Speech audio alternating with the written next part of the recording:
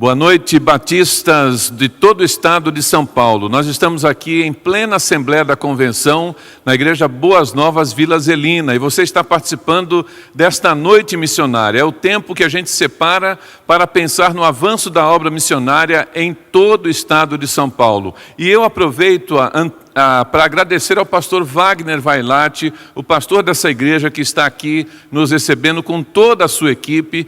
Também a gratidão a todos os pastores batistas no estado de São Paulo, juntamente com os promotores de missões. São os promotores e os pastores que lideram as igrejas e que coordenam as campanhas missionárias, e nós queremos agradecer. A nossa campanha de missões, ela teve o seu início, o seu start em plena pandemia, no mês de maio. E mesmo com várias limitações, nós tomamos a decisão de fazer tudo no ambiente digital. E dessa forma conseguimos chegar nas igrejas, as igrejas se mobilizaram. Por isso a nossa gratidão aos pastores, aos líderes, aos membros das igrejas e também aos promotores de missões. Gratidão à nossa diretoria da convenção. E o trabalho continua, porque missões nunca para. E o tema para a nossa campanha para 2020 é Seja uma ponte, conectando pessoas a Jesus. É o nosso desejo de que em todo o estado de São Paulo as igrejas se mobilizem e os membros das nossas igrejas possam fazer as conexões com pessoas nas mais variadas realidades. E ao conectar pessoas, estender um caminho, preparar um caminho, sendo uma ponte para que estas pessoas possam acessar o Evangelho do Senhor Jesus Cristo. O próprio Senhor Jesus nos disse: eu sou o caminho, a verdade e a vida. Ninguém vai ao Pai senão através de mim. E desta forma nós queremos que esta ponte que é Jesus possa ser acessada pelas pessoas, e esta é a nossa motivação, nosso desafio para as igrejas batistas em São Paulo em 2020. Eu quero compartilhar um texto da Palavra de Deus, um texto bastante conhecido. É o texto da multiplicação dos pães. E nós entendemos que naquele momento também, onde havia uma necessidade, poucos recursos e uma visão que não era a visão celestial, a visão sobrenatural, é preciso que nestes momentos também, quando nós estamos diante de problemas, dificuldades, de necessidades para serem supridas, como acontece na obra missionária, nós temos que crer no poder sobrenatural de Deus e temos que também trabalhar estendendo pontes, a fim de que as pessoas possam também receber os milagres, a graça, a misericórdia do Senhor Jesus Cristo. Vamos ler então o texto da Palavra de Deus em Marcos 6. A partir do 34, ao desembarcar, Jesus viu uma grande multidão e teve compaixão dela, pois eram como ovelhas que não têm pastor, e começou a ensinar-lhes muitas coisas. Como já era tarde, seus discípulos aproximaram-se dele e disseram: o lugar é deserto, já é muito tarde, manda-os embora para que possam ir aos campos e povoados ao redor e comprem algo para comer. Ele, porém, lhes respondeu: dá-lhes vós mesmos de comer. Então eles lhe perguntaram: compraremos 200 denários de pão para dar-lhes de comer? Ao que ele lhes disse: quantos pães tendes? Ide ver. Tendo-se informado, eles responderam: 5 pães e 2 peixes. Então lhes ordenou que fizessem todos se assentarem em grupos sobre a grama verde, e eles se sentaram em grupos de 100 e de 50, e tomando os 5 pães e os 2 peixes, Jesus ergueu os olhos ao céu, abençoou os pães e os partiu.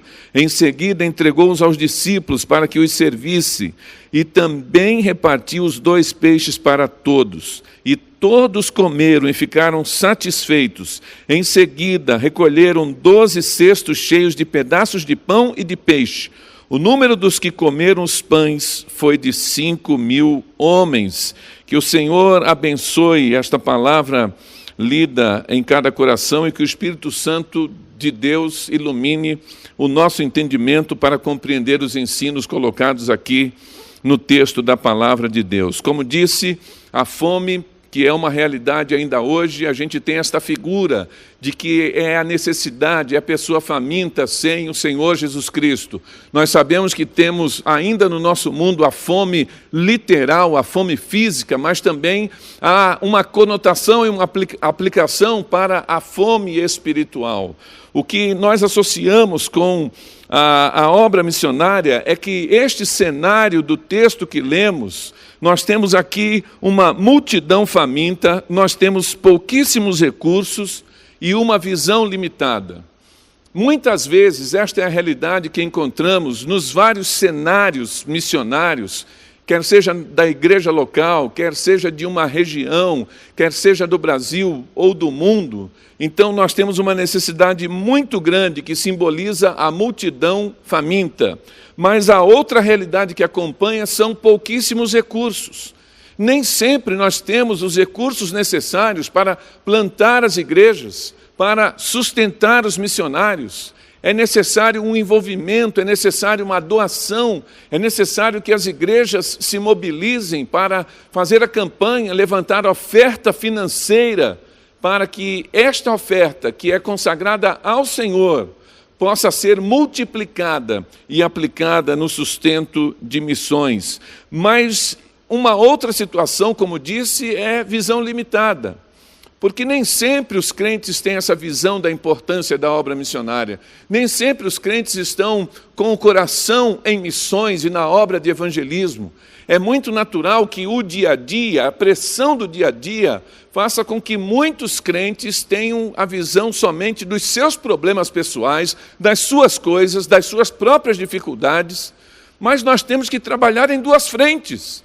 Nós temos que cuidar da nossa necessidade pessoal, familiar, necessidade física, mas também temos que olhar o reino de Deus, a necessidade daquelas pessoas que não têm o Senhor Jesus Cristo, a necessidade toda que envolve a obra missionária, e desta forma buscar este envolvimento. O texto nos apresenta esta multidão faminta, você conhece muito bem o texto, quando o Senhor Jesus Cristo tem uma proposta de descanso, é dia de folga, ele diz aos discípulos, vamos para o outro lado do Mar da Galileia, vamos procurar um lugar tranquilo para descansar. A proposta é folga pastoral. Mas quando ele atravessa o Mar da Galileia, o Lago de Genezaré, a multidão necessitada, desejosa de ter mais tempo com Jesus, vai a pé. Se é um lago, eles foram circundando o lago. E o texto diz que eles vieram de várias vilas e aldeias, e eles correram na frente do barco. Eles chegaram primeiro. E quando Jesus desembarca do barco, eles já estavam lá esperando o Senhor Jesus Cristo para absorver mais do Senhor Jesus Cristo, dos seus ensinos e dos seus milagres. O texto vai dizer que Jesus ensina muitas coisas, só que o horário avança, a indicação textual, 5 horas da tarde, ao entardecer. Então nós temos aqui este quadro de uma multidão faminta. Os discípulos, então, fazem uma proposta humanamente inteligente. E esta proposta humanamente inteligente tem a ver com a segunda colocação que fiz, que diz assim, pouquíssimos recursos. Os discípulos dizem, mestre, o lugar é deserto. Muita gente aqui não tem aonde eles comprarem comida ou mesmo prepararem a comida. Despede a multidão, ou seja, termina o seu ensinamento, este encontro aqui, despede a multidão, manda-os embora, para que eles encontrem um lugar para comer. Esta é uma proposta que é humanamente inteligente. Não havia ali uma padoca, não havia ali uma feira livre, um pastel de feira, que você come pastel de feira, sabe como é bom, pastel de feira com caldo de cana. Não havia ali um supermercado do Pão de Açúcar, não estou ganhando merchan para isso, não havia iFood para entregar um delivery à beira do Mar da Galileia, então era uma proposta coerente para que eles fossem procurar. Só que, na continuação, o Senhor Jesus Cristo vai dizer àqueles discípulos que não precisava mandar a multidão embora, eles não precisam ir embora, vocês podem dar a comida, vocês podem alimentar essa multidão que de 5.000 homens, há uma indicação, aproximadamente 12.000 pessoas à beira do mar da Galileia e desejosos ali também de fechar o dia com a sua última refeição.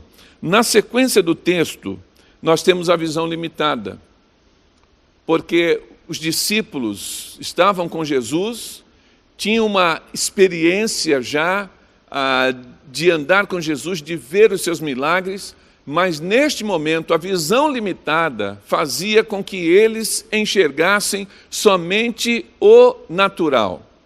E como isso tem prejudicado a obra missionária? Como isso tem prejudicado o avanço do reino de Deus? Quando os crentes, quando os líderes, até mesmo nós pastores, que não conseguimos enxergar em determinada situação o sobrenatural de Deus. Coisas invisíveis que acontecem em favor da igreja, em favor do povo de Deus, em favor da obra missionária. E quando a gente vai administrar recursos e necessidades somente com a inteligência humana, nós estamos fadados a fracassar, porque tudo no reino, tudo na igreja tem a ver com o sobrenatural do nosso Deus. O Senhor Jesus incomoda dizendo, eles não têm que ir embora, vocês vão dar de comer. E na sequência da visão limitada, com o pensamento natural, eles vão para o dinheiro. 200 denários, diz o texto, não bastariam para alimentar todo esse povo. 200 denários era uma pequena fortuna. 1 denário era o dinheiro necessário para alimentar uma família com 6 pessoas, esposo, esposa, 4 filhos, era a média. O denário, 1 denário era o valor de um dia de trabalho de um trabalhador que ele podia suprir de alimento à sua família, 3 refeições, 6 pessoas. 200 denários significava 200 denários, 200 dias de trabalho, mais do que meio ano de trabalho, uma pequena fortuna. E os discípulos dizem, ainda que, mestre, tivéssemos 200 denários, não bastariam. Visão humana, visão natural. Esse é um perigo que eu e você devemos evitar no reino, nas ações, na sua própria igreja, e também na obra missionária. O Senhor Jesus Cristo, trabalhando com os discípulos, ele diz assim, e o que é que vocês têm? Verifiquem. Interessante que eles argumentam, Jesus contra-argumenta, e Jesus diz assim, olha, vocês não têm dinheiro, o lugar é deserto, mas verifiquem se alguém trouxe alguma coisa ao que comer. E o texto vai dizer que nesse momento começa uma operação logística dos discípulos procurando se alguém havia trazido comida. E eu gosto de imaginar o texto, já imagino Pedrão tomando a frente, um líder natural, levantando a voz e dizendo assim, então, Jesus mandou verificar, vamos lá, pela direita aqui, vamos percorrer a multidão, vamos escanear a multidão. Uma varredura, pela direita vão Pedro, Tiago e João, sem o barquinho. Os mais antigos sabem por que eu falei sem o barquinho. Pela esquerda, Filipe, Bartolomeu, Tomé. Nós vamos aqui pelo meio. E Pedro com a sua voz potente de megafone. Ei! Alguém aí! Alguém trouxe comida! Jesus está pedindo! De alguma forma, aquele pedido de Jesus chegou a 12.000 pessoas. E lá no meio da multidão tinha um menino. No meio da multidão tinha um adolescente. Minha gente, adolescente come, tem um apetite voraz, estão numa fase de crescimento. E quando Pedro, os discípulos, colocaram aquele pedido, eu imagino aquele menino com a sua lancheira, com o seu bornal, possivelmente uma lancheira que era confeccionada por pano, não era Tupperware. A mamãe preparou para ele, antes dele sair de casa, assou os pães, assou os peixes, o lanchinho era do menino. Mas os discípulos estão dizendo, olha, Jesus está pedindo para suprir uma necessidade. E eu imagino o menino olhando Pedro, olhando a lancheira, olhando Pedro, a barriga ronca, Mas aquele menino resolveu dar o seu lanche, que era dele, legitimamente dele, para entregar nas mãos do Senhor Jesus Cristo. Nós precisamos entender esse significado do texto, que toda vez que alguém doa no reino, não doa para pessoas, não doa para estruturas, está doando a Jesus, está consagrando a Deus. Quando os crentes nas igrejas por todo o mundo dão o dízimo, não estão dando para o pastor da igreja local, não estão dando para a liderança da igreja, mas estão consagrando a Deus, é uma oferta. E aquele menino sabia quem estava pedindo, Jesus estava pedindo. E quando nós temos a consciência e sabemos quem está pedindo, nós não temos dificuldade de doar. E aquele menino resolveu abrir mão de algo seu para suprir a necessidade. A questão natural continua. Nós temos aqui pouquíssimos recursos associados com visão limitada. Por quê?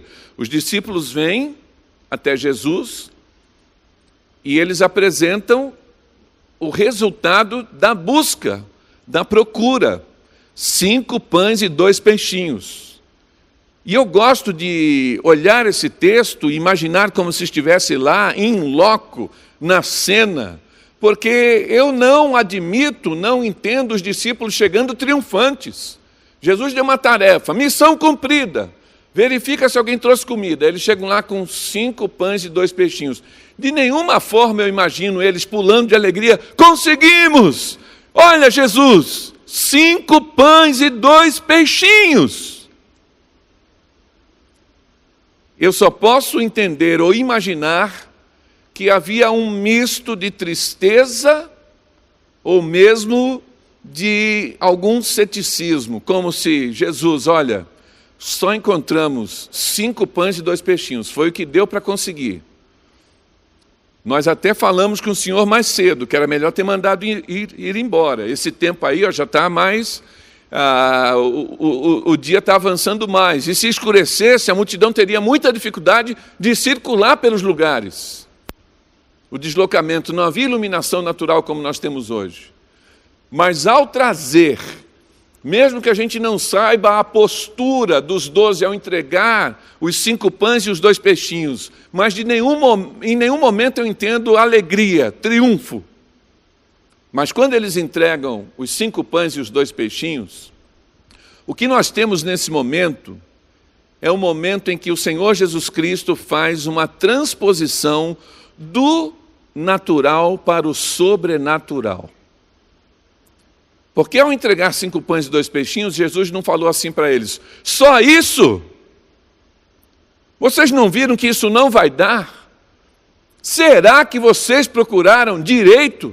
Ah, não, vão de novo, procura melhor. Jesus não fez isso. Ou seja, ele não olhou, mediu, julgou o tamanho da oferta. Em nenhum momento, quando alguém oferta para a obra missionária, Deus lá no céu vai ficar questionando a quantia que é doada, porque Deus sabe do nosso coração. Se uma pessoa tem para doar para missões moedas, como aquela viúva pobre, são moedas consagradas ao Senhor, que glorificam a Deus com esta doação, e Deus multiplica para suprir a necessidade da obra missionária. Deus não está interessado com a quantidade, com a quantia, mas com a qualidade da oferta. E a qualidade da oferta é quando o coração vai junto. E se alguém tem o coração na obra, vai fazer um esforço. Mas Jesus não foca na quantidade, na quantia. Ele também não foca no tamanho do problema, o tamanho da multidão. Ele não ficou preocupado, puxa vida, 5 pães e agora só isso, o que a gente faz? 12 mil pessoas. Ele não olhou o tamanho do desafio, mas o que Jesus fez nesta transposição do natural para o sobrenatural, Jesus colocou o céu na cena. Ele trouxe a realidade do céu para aquele momento. E quando os discípulos entregam a ele, ele simplesmente recebe em suas mãos, O texto diz que ele levanta os olhos ao céu, verso 41, tomando os 5 pães e os 2 peixes, Jesus ergueu os olhos ao céu, abençoou os pães e os partiu. Em seguida entregou os discípulos para que os servissem, e também repartiu os 2 peixes por todos, e todos comeram e ficaram satisfeitos. Então, ao fazer esse gesto, olhando para cima, dizendo: Pai, é o que nós temos, mas nós confiamos na Tua graça, no Teu poder, nos Teus milagres. E isso está depositado em Tuas santas mãos. E Jesus abençoa. Tudo aquilo que Jesus abençoa prospera. Tudo aquilo que Jesus põe a mão vai adiante.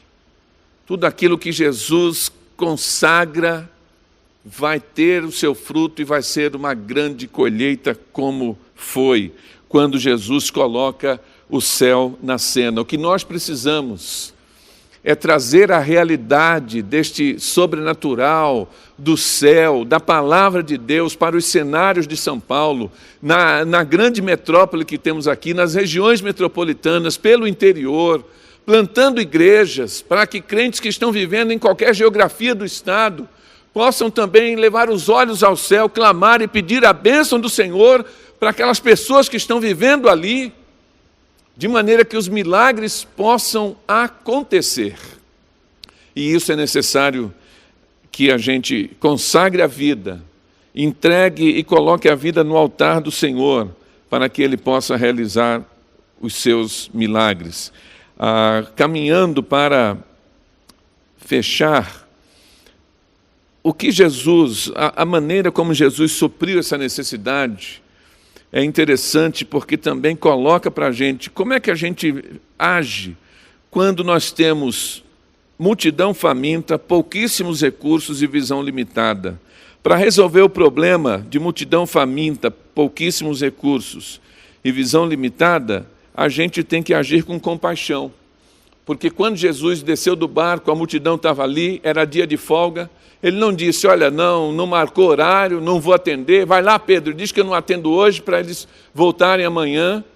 Jesus está cansado, os discípulos estão cansados, mas ao ver a multidão, a necessidade, Ele coloca aquilo como prioridade. E o que fez Jesus priorizar foi a compaixão que Ele teve no coração. Ninguém faz a obra missionária sem compaixão. É preciso amor, é preciso sentir a dor do outro. E desta forma, o texto diz que Jesus sentiu compaixão. E o que fez ele sentir compaixão é que ele olhou a multidão como ovelha sem pastor. O que é uma ovelha sem pastor? Uma ovelha sem pastor morre de fome. Uma ovelha sem pastor morre de sede. Uma ovelha sem pastor, todo mundo bate. As 3 figuras da função pastoral, literalmente de um rebanho, pensando em um rebanho físico, um animal, os animais. O pastor leva ao lugar de pastos verdejantes para que a ovelha se alimente. E se o pastor for embora, elas não vão ter iniciativa para sair dali e procurar um outro local. Vão morrer de fome. É o pastor que leva as águas tranquilas para que elas matem a sede. E quando a fera do campo, o lobo mau chega, é o pastor que protege o rebanho. A figura de ovelha sem pastor, biblicamente significa completo abandono. Ninguém cuida. E Jesus olhou aquela multidão assim e falou: eu vou abençoar essa multidão hoje. Ele ensina e depois ele alimenta. E depois ele traz o sobrenatural, o milagre. E aquelas pessoas certamente carregaram essa bênção em suas vidas para reconhecer Jesus como seu Salvador. Depois, nós precisamos abandonar a síndrome de Pilatos e da omissão. Muito mais fácil para os discípulos: manda embora Jesus. Que eles se virem para procurar alimento. E Jesus diz: eles não precisam ir embora, vocês vão dar de comer. E às vezes nós temos em nossas igrejas, em vários contextos da obra missionária, aqueles que se omitem, aqueles que não ofertam para a obra missionária, aqueles que não oram, aqueles que não se envolvem. E é preciso que a gente entenda: se você é crente no Brasil hoje, é fruto de missões. Lá no passado não tinha crente no Brasil. Alguém de outra nação olhou o Brasil, mandou missionário, pagou a conta. O missionário pagou o preço de viver entre nós, muitas perseguições, pregou o evangelho, conversões, igrejas plantadas. E hoje nós temos então o evangelho florescendo e crescendo cada vez mais no Brasil, fruto da obra missionária. Nós não podemos ser omissos com a obra missionária, não podemos ser omissos em ofertar financeiramente para sustentar missões. E não podemos deixar de incentivar as igrejas e também a oração e o envio de novos missionários aos campos. E desta forma também Jesus combateu esta situação. E depois, fechando, depositar tudo nas mãos do Senhor, como aquele menino. Nós precisamos de meninos hoje. A obra missionária está precisando de menino. Não no sentido de neófito, não no sentido de não ter ainda maturidade, mas homens e mulheres, pastores e líderes, que tenham a inocência, o amor e o desapego do menino para doar para a obra missionária, sem olhar para a quantidade, mas que seja algo que venha do seu próprio coração. Eu gostaria que você, aonde você estiver agora, que você abaixe aí a sua cabeça, feche os seus olhos, medite e entenda que a obra missionária é feita por todos nós, não somente por alguns. O envolvimento de todos, de todas as igrejas, de todos os pastores, de todos os crentes. E nós temos uma dívida de gratidão porque o Evangelho nos alcançou e temos que continuar fazendo esta obra. Seja uma ponte conectando pessoas a Jesus. Obrigado, Senhor, e que o Teu Espírito Santo conduza e complete esta palavra em cada coração. Em nome de Jesus, amém.